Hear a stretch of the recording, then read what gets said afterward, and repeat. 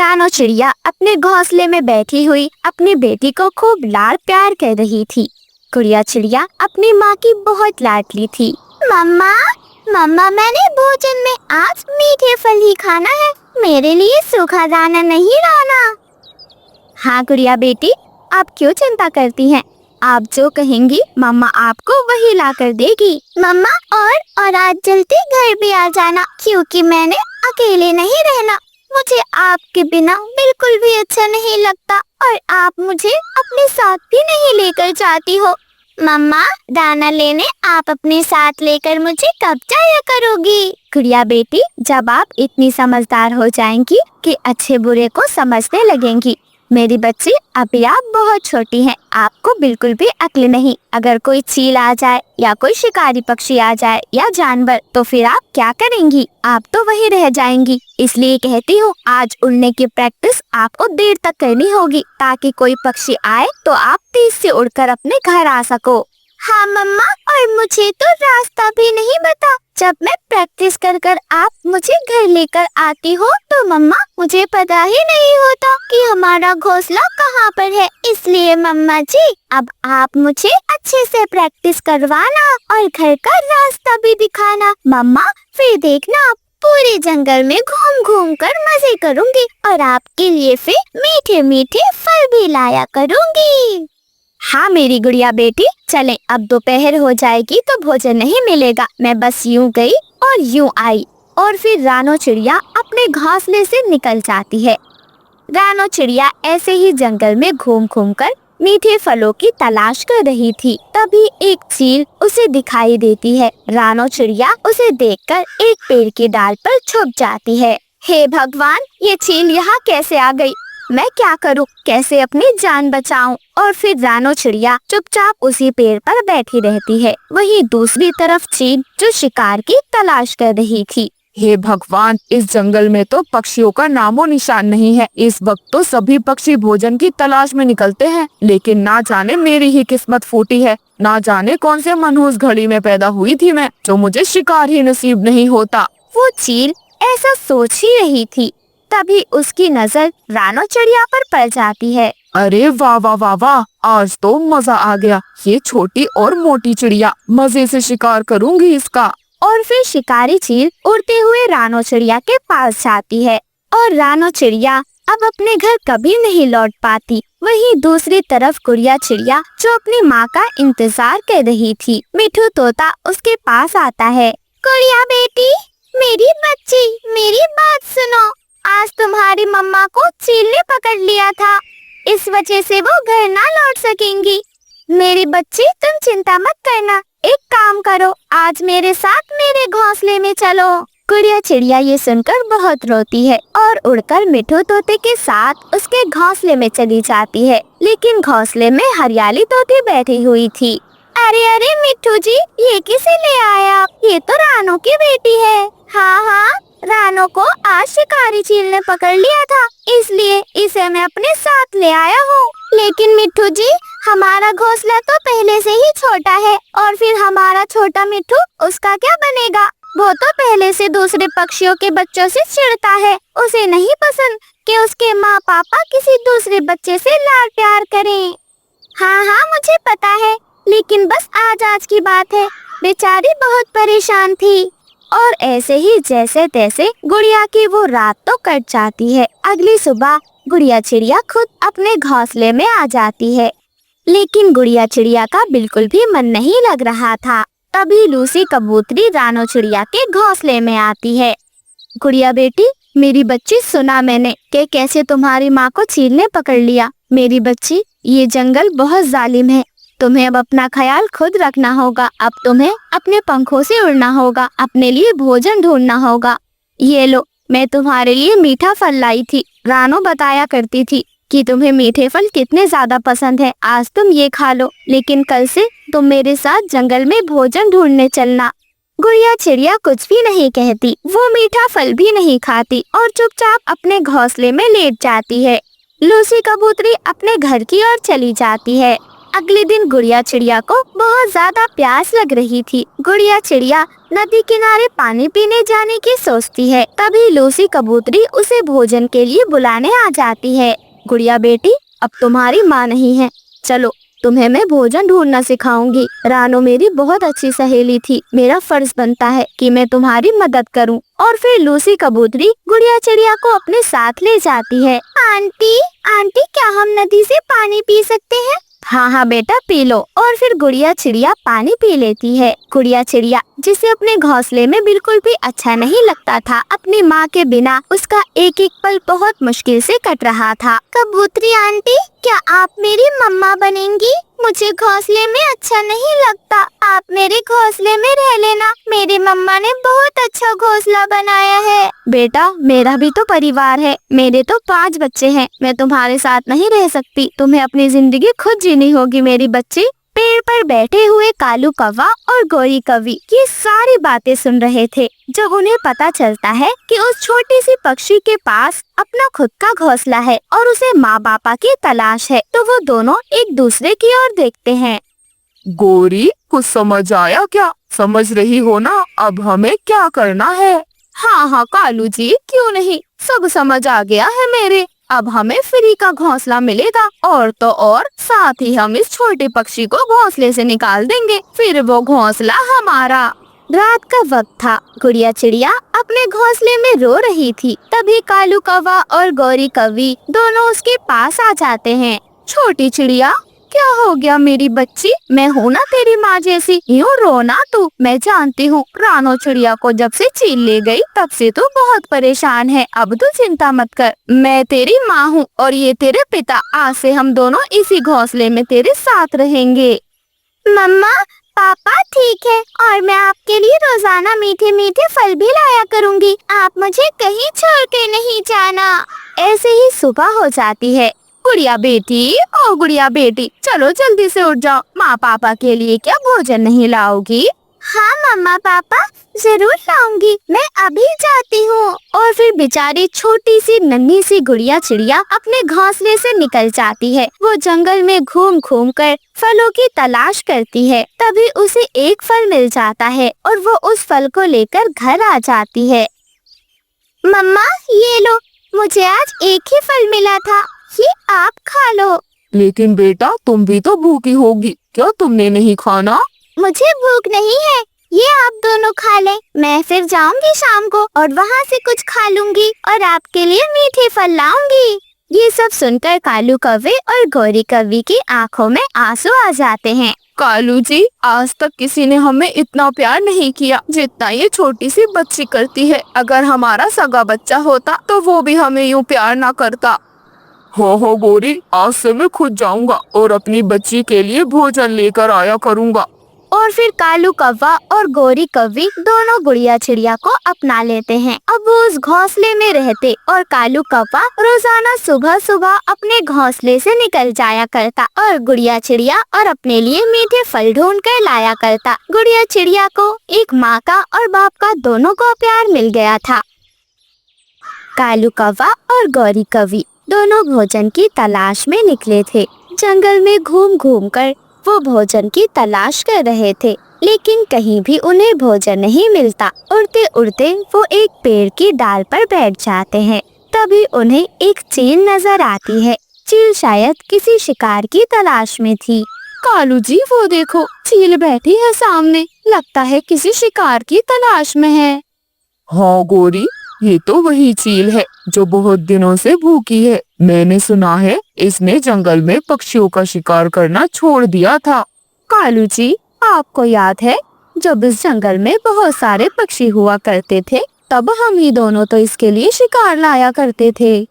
हाँ गौरी, और बदले में हमें ये क्या कुछ नहीं दिया करती थी। लेकिन कालू जी, इसने तो पक्षियों का मांस खाना छोड़ दिया था, फिर अब ये क्यों मांस खाने लगी फिर से? गौरी, मैंने सुना है अब चील का मांस खाने का मन करता है। काफी समय पहले इसने बुलबुल के बच्चे को पकड़ा था। हाँ हाँ कालू जी, और अब तो बुलबुल भी नजर नहीं आ रही। कालू जी, इस जंगल में भोजन तो कम हुआ ही है, साथ ही साथ पक्षी भी नहीं। मुझे तो डर लगता है कहीं अब इस चील की नजर हम दोनों पे ना पड़ जाए। हाँ गौरी, सही कह रही हो। चील क्या कभी किसी की हुई है? तभी उस चील की नजर कालू कौवे और गौरी कौवे पर पड़ जाती है। अरे अरे, ये तो कालू और गौरी हैं। चलो इन दोनों से ही मदद मांगती हूँ। और फिर चील उड़ती हुई कालू कौवे और गौरी कौवे के पास आ जाती है। कालू गौरी, तुम दोनों कैसे हो और भाग कहाँ रहे थे मुझे देखकर? चील दी, हम कहीं नहीं जा रहे थे, कब से भोजन की तलाश कर रहे थे। सोचा कि देख लें, अगर भोजन हो तो ढूंढ लाएंगे।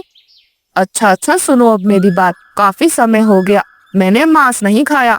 मेरा मन अब मांस खाने का कर रहा है। अगर तुम चाहो तो मेरे लिए मांस ले आना। उसके बदले में मेरे घर पर पोटली भरकर अनाज रखा है। अगर तुम मांस लाकर दोगी, उसके बदले में तुम्हें पोटली भरकर अनाज दूंगी। कम से कम 1 हफ्ते का अनाज है वो। सच चील जी, बस इतनी सी बात, आप चिंता ना करें, मैं और कालू जी आज ही जाएंगे। हाँ चील दी, अच्छा हम चलते हैं। और फिर कालू कौवा और गौरी कौवी दोनों दूसरे जंगल की ओर निकल जाते हैं। रास्ते में दूसरे जंगल में एक तोता पेड़ पर बैठा हुआ था। वो दोनों उसके पास जाते हैं। तोते भाई, क्या हुआ, बड़े उदास लग रहे हो? अरे कौवी बहन, क्या बताऊं, जंगल में भोजन नहीं मिलता। अगर बिना भोजन के घोंसले में घुसो तो पत्नी के ताने सुनो। बस भोजन ही ढूंढ रहा था। अरे बस इतनी सी बात। हम तो इस जंगल में घूमने आए थे। सुना था यहाँ पर फूलों की बहुत अच्छी खेती होती है। खैर, हमारे जंगल में भोजन की कोई कमी नहीं। चलो हमारे साथ चलो, मैं तुम्हें दिखाता हूँ। मैं तुम्हें ऐसे फलों के बाग दिखाऊंगा जहाँ मीठे मीठे अमरूद होते हैं। साथ ही साथ लाल मिर्च और हरी मिर्च की खेती भी है। जी भर कर खाना मेरे दोस्त। सच? क्या तुम सच कह रहे हो? चलो चलो चलते हैं। वैसे भी मेरा छोटा मिट्टू भूखा है, उसके लिए तो अमरूद लाऊंगा। हाँ। और फिर कालू कौवा और गौरी कौवी मिट्टू तोते को अपने साथ लेकर उड़ जाते हैं। रास्ते में उन्हें रानो चिड़िया मिल जाती है। अरे तोते भैया, आप कहाँ जा रहे हैं? और ये कौवी बहन और ये कौवे भैया कौन है? इस जंगल में मैंने पहले तो कभी नहीं देखा इन्हें। अरे रानो, ये दोनों तो। इससे पहले मिट्टू तोता कुछ बोलता, कालू कौवा उसके कान में कहता है, अरे देखो, हम सिर्फ तुम्हें अपना दोस्त बनाना चाहते हैं। हमारे जंगल में चिड़ियों को वो इज्जत नहीं दी जाती। ये तो एक छोटी सी चिड़िया है। एक काम करो, इससे कुछ झूठ बोल दो। मिट्टू तोता चिड़िया से झूठ बोल देता है। रानो, वो मैं ये कह रहा था, ये दोनों मेरे दोस्त हैं, पड़ोस के जंगल में ही रहते हैं। आज इनके घर मेरी दावत है, बस वहीं जा रहा था। अच्छा ठीक है, वैसे मैंने पहले तो कभी नहीं देखा इन्हें। अच्छा मैं चलती हूँ, मेरे बच्चे भूखे होंगे। और इतना कहकर रानो चिड़िया वहाँ से चली जाती है। कालू कौवा और गौरी कौवी मिट्टू तोते को लेकर अपने साथ अपने जंगल में आ जाते हैं। और जंगल में वो उसे गुफा में ले जाते हैं जहाँ चील रहा करती थी। अरे दोस्तों, तुम मुझे यहाँ क्यों ले आए? और ये चील कौन है? अरे डरो मत, ये हमारी चील दी है, नुकसान नहीं पहुँचाएंगी। चील दी, इन्हें खूब सारा भोजन देना। हाँ चील दी, और मुझे भी थोड़ा भोजन दे दो। इनकी अच्छे से दावत करना आज।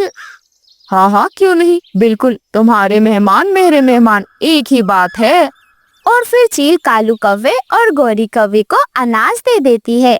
कालू कौवा और गौरी कौवी खुशी खुशी अपना अनाज लेकर वहाँ से चले जाते हैं। मिट्टू तोता सोचता है शायद उसे भी अनाज मिलेगा, लेकिन चील फौरन उस पर हमला कर देती है। अरे ये क्या कर रही हो? मुझे तो भोजन चाहिए, तुम मेरे ऊपर यूँ हमला ना करो। मोटी चोंच वाले तोते, क्या मैंने तुम जैसे छोटे पक्षियों के लिए यहाँ कोई अनाथ आश्रम खोल रखा है? तो मैं तुम्हें फ्री में भोजन कराऊंगी, कोई भंडारा नहीं चल रहा यहाँ। और फिर उस दिन मिट्टू तोता ऐसे ही चील के जाल में फंस जाता है। वहीं दूसरी तरफ रानो चिड़िया, जो मिट्टू तोते के साथ भोजन लेने जाया करती थी, वो मिट्टू तोते के घर पर जाती है। हरियाली बहन, मिट्टू भैया कहाँ हैं? भोजन लेने नहीं जाना क्या आज उन्होंने? अरे क्या बताऊं, कल भोजन लेने गए थे, लेकिन अभी तक नहीं लौटे, ना जाने कहाँ रह गए हैं। क्या मिट्टू भैया अभी तक नहीं आए? जहाँ तक मुझे याद है, मिट्टू भैया कौवे और कौवी के साथ गए थे दूसरे जंगल की ओर। कौन सा जंगल? जहाँ वो पुरानी चील रहती है। हाँ शायद वहीं जा रहे थे। कह रहे थे वो दोनों उनके दोस्त हैं। नहीं रानो, मुझे तो नहीं बताया मिट्ठू जी ने कि उनकी किसी से दोस्ती है। लगता है कौवा और कौवी उन्हें झूठ बोलकर ले गए होंगे। सारी मेरी गलती है, लड़ती जो रहती थी। हाँ हाँ हाँ।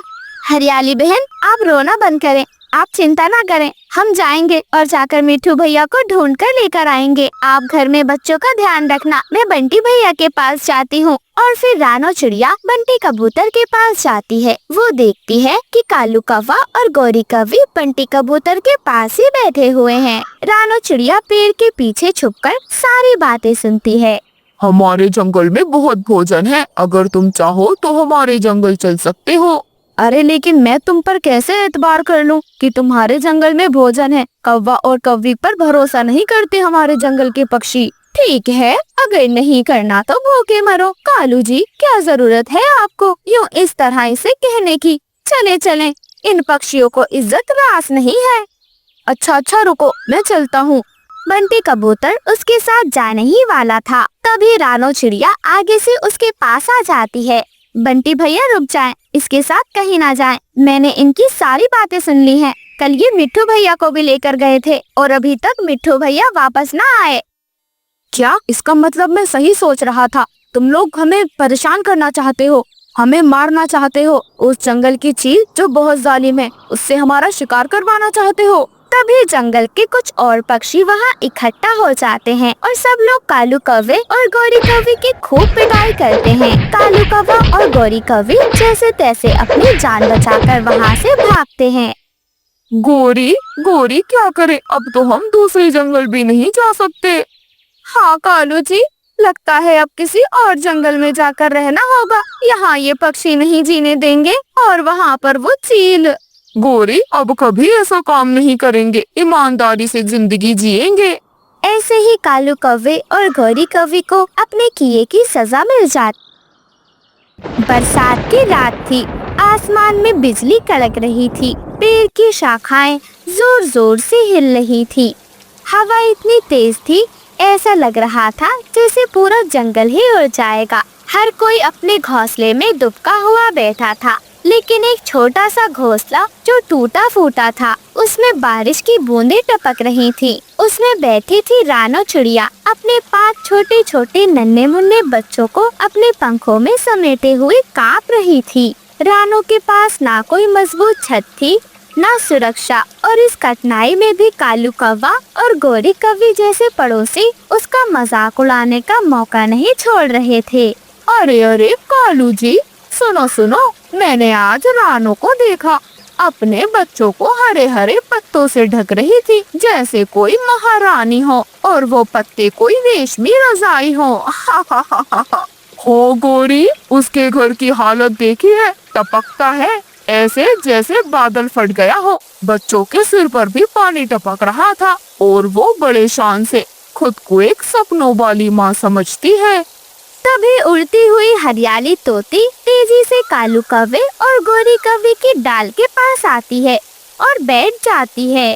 अरे कालू गौरी, मैंने तो सुना है वो अपने बच्चों से कहती है, एक दिन मैं तुम्हें उड़कर सबसे बड़े सितारों तक पहुंचाऊंगी। अरे भला उसके जैसे टूटे फूटे पालने में पलने वाले बच्चे भी सितारों तक पहुंचते हैं। हाय, सपनों की दुकान खोल रखी है उस बेचारी ने। वहीं दूसरी तरफ रानो चिड़िया की आंखों में आंसू थे। वो अपना टूटा फूटा घोंसला संभाल रही थी। रानो चिड़िया के कानों को सभी की बातें सुनाई दे रही थी। ये सब सुनकर उसकी आंखों में आंसू आ जाते हैं। हाँ, मेरा घर टूटा फूटा है, पत्तों से बना है, बारिश में टपकता भी है और हवा भी अंदर घुस जाती है। तुम सब हंसो क्योंकि शायद तुम्हें मेरी मजबूरी मजाक लगती है, लेकिन याद रखो, माँ की दुआओं में वो ताकत होती है जो तूफानों को भी झुका देती है। रानो चिड़िया अपना सर झुका लेती है और रोने लगती है। आज तुम मेरे बच्चों के सपनों पर हंस रहे हो, पर कल देखना, यही सपने तुम्हारे बच्चों को भी आसरा देंगे। माँ कभी सिर्फ अपने बच्चों के लिए नहीं जीती, उसका दिल तो हर बच्चे के लिए धड़कता है। ये सब सुनकर वो तीनों कालू कौवा, गोरी कौवी और हरियाली तोती बिल्कुल चुप हो जाते हैं। जंगल का माहौल कुछ पल के लिए बिल्कुल शांत हो जाता है, लेकिन फिर कालू कौवा, गोरी कौवी और हरियाली तोती जोर से हंस पड़ते हैं। तभी तूफान भी और ज्यादा तेज हो जाता है। सब पक्षी अपने अपने घोंसलों में दुबक गए थे। तभी झाड़ियों से एक बड़ा सा सांप फुफकारते हुए बाहर आ जाता है। आज तो मेरी किस्मत खुली है। इन मासूम बच्चों को उनकी खुशबू से ही पेट में आग लग रही है। आज भूख का असली स्वाद मुझे मिलेगा। वाह वाह नागराज, आज तो दावत होगी दावत। और फिर वो काला सांप गोरी कौवी के घोंसले की ओर बढ़ता है। जग्गू कौवा सांप को देखकर डर जाता है। माँ माँ माँ बचाओ बचाओ मुझे। लेकिन सांप जोरों से झपटता है और जग्गू को पकड़ लेता है। बचाओ बचाओ माँ, तो बचाओ बचाओ मुझे। मेरी मेरी सांस रुक रही है माँ, मेरी सांस रुक रही है।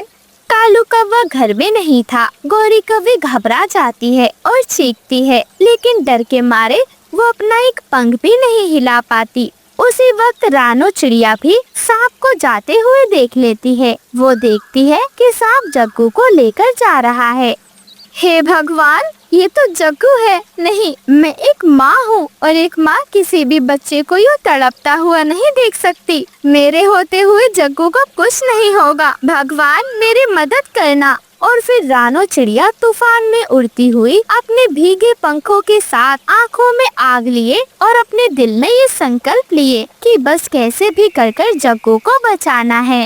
रुक जा दुष्ट सांप, तेरे जहर से मैं डरती नहीं। मैं माँ हूँ, जान दे सकती हूँ, लेकिन तुझे बच्चों की जान लेने नहीं दूंगी, चाहे वो मेरे हो या फिर किसी और माँ के। और फिर रानो चिड़िया अपनी पूरी जान लगाकर उस सांप के ऊपर वार करती है। उसकी आंखों पर जोर जोर से चोंच मारती है।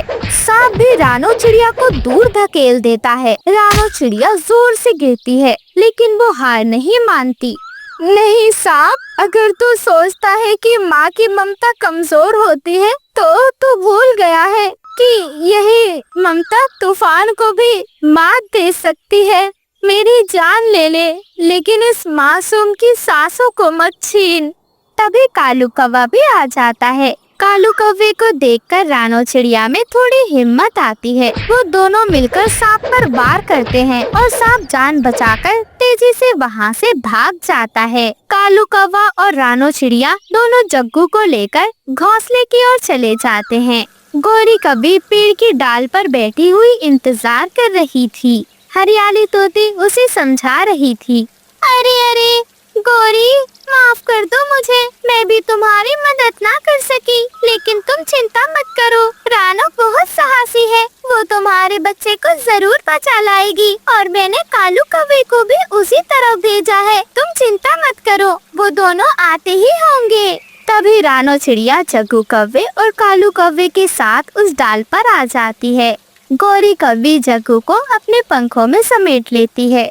मेरा बच्चा, अगर तुझे कुछ हो जाता तो माँ खुद को कभी माफ नहीं कर पाती। रानो, मैं तुझे हमेशा ताना देती रही, तेरा मजाक उड़ाती रही, तुझे नीचा दिखाने में मुझे बहुत मजा आता था, लेकिन तूने तो मेरे बेटे के लिए अपनी जान तक दांव पर लगा दी। मैं बहुत शर्मिंदा हूँ। आज समझ आया है, माँ होना कोई मजाक नहीं, ये तो वो रिश्ता है जो जंगल के हर बच्चे को अपना माने। गोरी, मैंने तुझे कभी अपना दुश्मन नहीं माना। माँ का दिल छोटा नहीं होता गोरी। मेरे बच्चे हो या तेरे, अगर वो मुसीबत में हो तो उन्हें बचाना मेरा फर्ज है, क्योंकि माँ होना सिर्फ खून का रिश्ता नहीं, माँ होना दिल का रिश्ता होता है। अरे हाँ हाँ, अब हम सब मिलकर एक ऐसा घर बनाएंगे जो बिल्कुल महफूज हो और सब मिलजुल कर साथ में रहेंगे।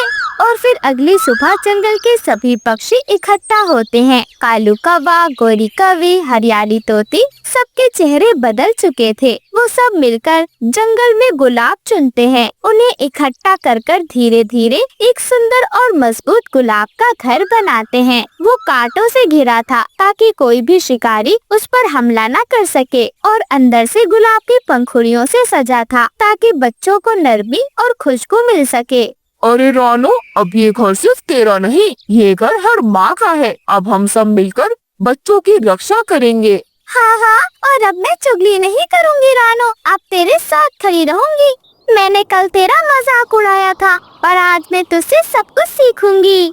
आज तुम सबने समझ लिया है कि असली ताकत अकेलेपन में नहीं, साथ में है। गुलाब की तरह जो नरम भी है और नुकीला भी। प्यार और सुरक्षा दोनों एक साथ हैं। यही तो असली घर है।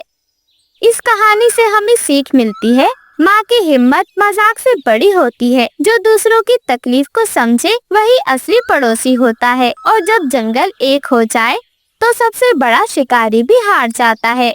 सच्ची ताकत गुलाब की तरह होती है, नरम भी और नुकीली भी। जंगल में इन दिनों बस खुशियों का ही माहौल था, क्योंकि जंगल के हर पक्षी के घर में अंडे जो हुए थे। हरियाली तोती अपने अंडों को देखकर बहुत खुश थी। मिठू तोता भोजन लेकर ही लौटा था। मिठू जी, देखो आज हम दोनों भोजन कर रहे हैं। कुछ ही दिनों बाद जब हमारे अंडों से बच्चे होंगे, तब देखना कैसे पूरा घोंसला चहचहाहट से गूंज उठेगा। हाँ हाँ हरियाली, और तो और साथ ही हमारे बच्चे हमारे साथ भोजन किया करेंगे।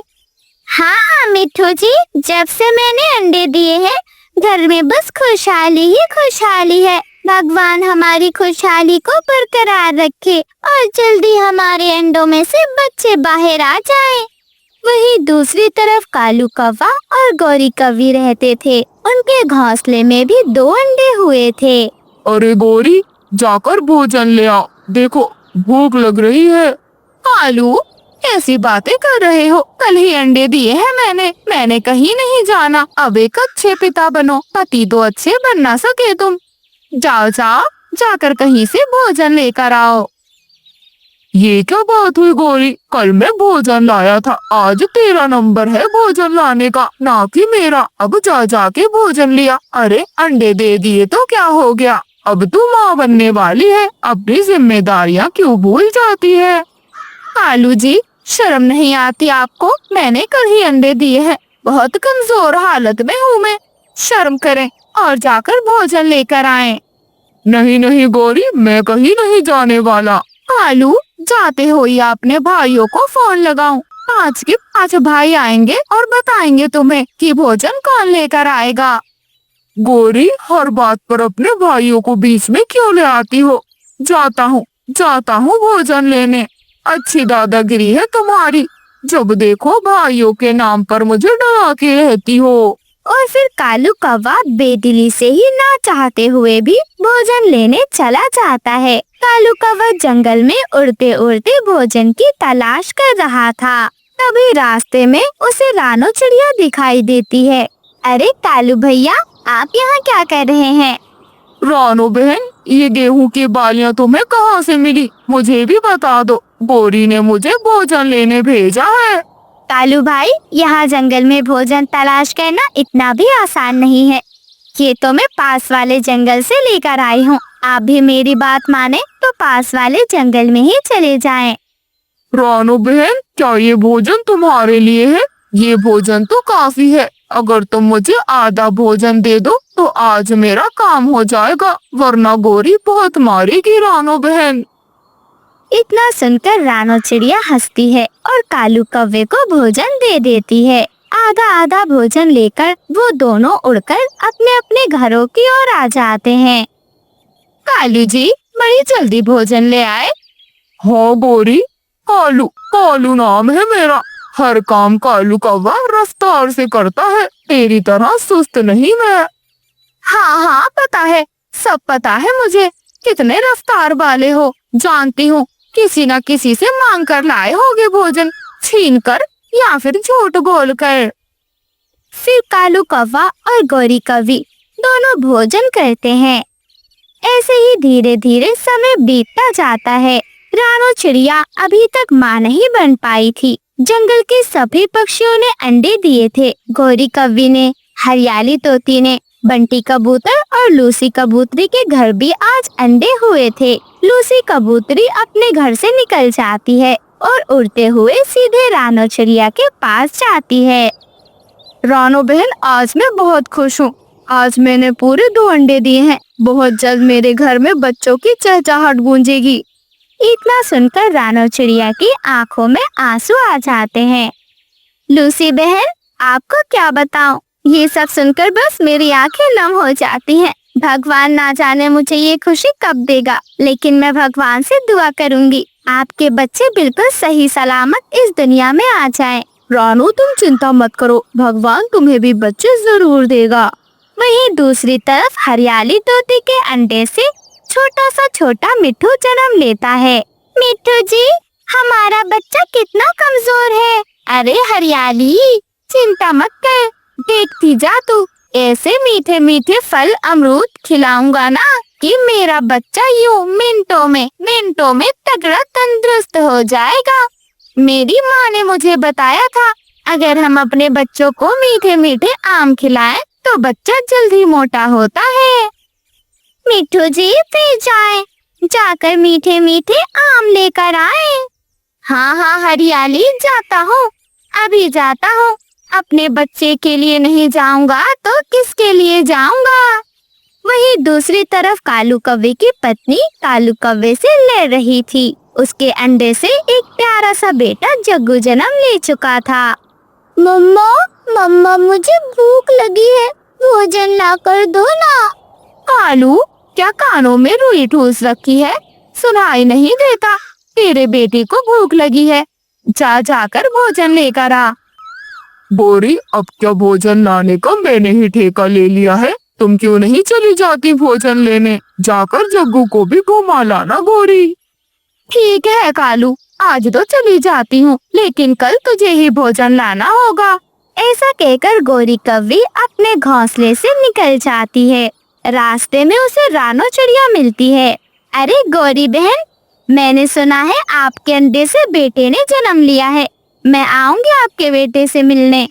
गौरी कौवी उसे बहुत बुरा जवाब देती है, जो सुनकर रानो चिड़िया की आंख में आंसू आ जाते हैं।